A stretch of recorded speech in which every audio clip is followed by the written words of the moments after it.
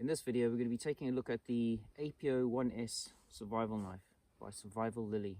Okay, so I was sent this knife by Lilly from the Survival Lilly channel on YouTube, which is a hugely successful channel in the survival, outdoor and bushcraft genre. So it's called the APO-1S, which stands for Apocalypse 1 Survival. On the Survival Lilly channel, there are two videos which go into a lot of detail about this knife. One is where Lilly discusses the specifications, and there's another one where she discusses the evolution of this knife. So if you're interested, I'd recommend looking at those, and I'll leave links below. So they have a lot more detail than I'll go into in this review. So Lilly makes it quite clear on her channel that her aim with developing this knife was to produce a one-tool option. So typically the tools I'd usually have a bushcraft style knife, maybe a pen knife and an axe, which are useful and do a lot of work. In the genre that Lilly operates, which is the survival genre, they very much favor one tool options, and that's the genre that this knife was developed for. So without covering too much of the detail that Lilly covers, just a quick summary. She did a lot of testing. She's been going for a long time on YouTube and spent a lot of time outdoors, tried a lot of different knives, and the best one she found at the time was the cold steel SRK, and she liked that knife a lot, but then she found there were elements of it which she wanted to improve, and that's how she came up with this design through many iterations. So it does have some similarity to the SRK, and I know other reviewers have compared it directly with that knife. And it's probably a fair comparison. But anyway, I'll be just going through its functionality for this usual tasks you'd expect a survival knife to cover, and then I'll just give some thoughts at the end. So clearly in a survival situation, you'd want to chop down some green wood for shelter building.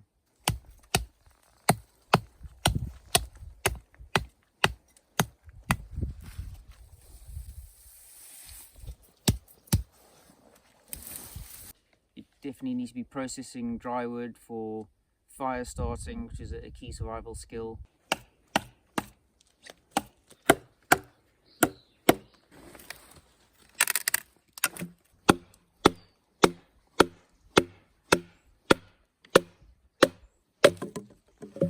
Once you process some of your wood, you're going to be wanting to turn it into feather sticks.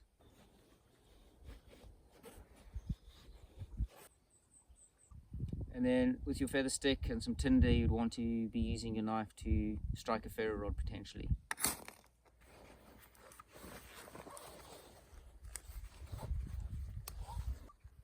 I also tested it for prying grubs out of a log, and that's certainly one area that Lilly was quite keen to stress about the choice of steel. She wanted it to be ductile and not brittle, which some knives, certainly they have super steels, but they can be quite brittle.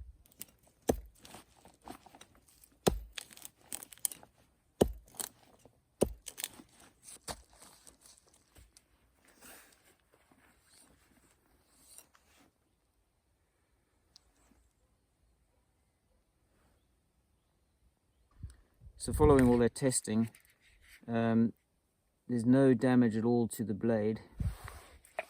The edge still seems to be intact. You can see the marks where I used the ferro rod. I mean, that wood that I was battening through was quite hard actually. I had to hit it quite hard. There doesn't appear to be any damage to the edge.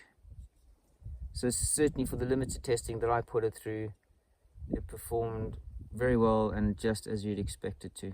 So comparisons are inevitable, and a lot of people are going to compare this to the SRK. Now it's got a very similar sheath.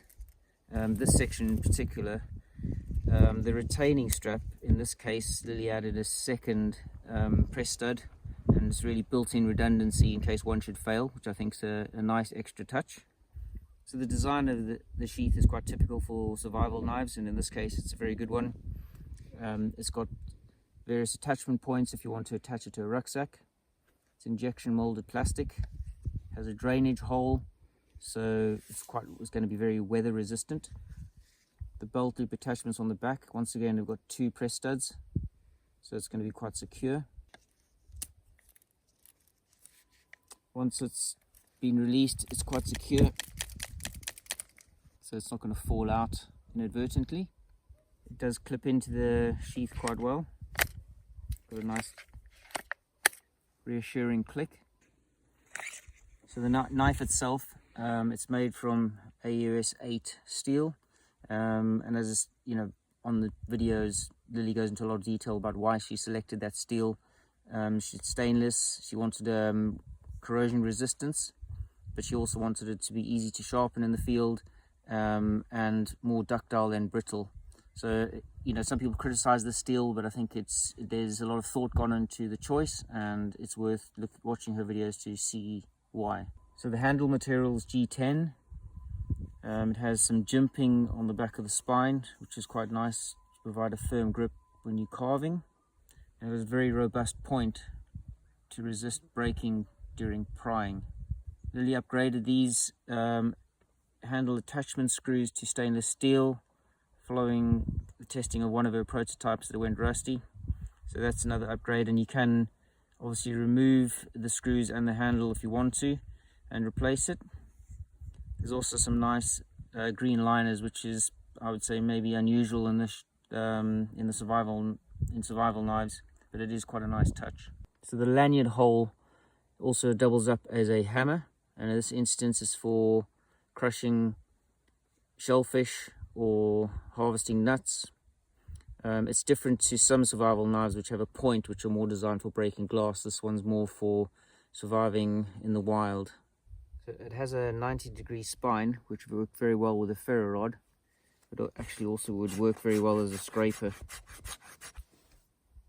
And then finally the grind is a flat saber grind, which is a very good compromise. Gives you the strength on the spine, but good carving ability. Alright, so what are my overall impressions? Well, when I first opened it, I was really impressed by how well it sits in your hand. It's a very ergonomic and very comfortable handle for something that really is just a survival tool. And I think, you know, some knives in this sort of category can be quite square, bulky, and they don't feel very comfortable in the hand. This knife, no matter which position you hold it, it's really well rounded off and fits extremely comfortably. It's one of the most comfortable knives that I do have, actually. It is very well done on the handle. The jimping is aggressive, but not that aggressive that it actually hurts. You know, I have one knife where it's actually too narrow, and it really, after a prolonged period, will really start hurting. But this one actually is probably about right. Right, so I think this sits somewhere between the Falkniven S1 and the Cold Steel SRK. I have looked at the Falknivens before, and in my opinion, I believe they overpriced for essentially a tool that you're going to use quite roughly. As far as the SRK goes, I think price-wise it is going to be a cheaper option, but there are a few upgrades that Lilly has added to this one that does make it, in my opinion, probably a better knife. Some of the SRKs come with upgraded steels, and they're actually comparable regarding price, and in some cases maybe even more. So the cheapest SRK, the upgrades on this one I think are better. So what do I think? Do I recommend this knife? I think if you're looking for a knife in this field, you can't really go wrong with this one. I think a lot of thought's been gone into it, and it functions as it should, as you'd expect. I think the handle is, she's done a really good job on the handle. It's very, very comfortable. You know, I think that's the standout feature. The rest of it functions as you would hope and as you'd want. There's no fault there. It works very well. But I think the handle maybe puts it slightly above some of them. I think the Falcon, even the X series, actually has an extended tang, which I find a bit strange because that's going to be a hot point. So overall, I think this is actually a really good option if you're looking for a survival knife, and I would definitely recommend it.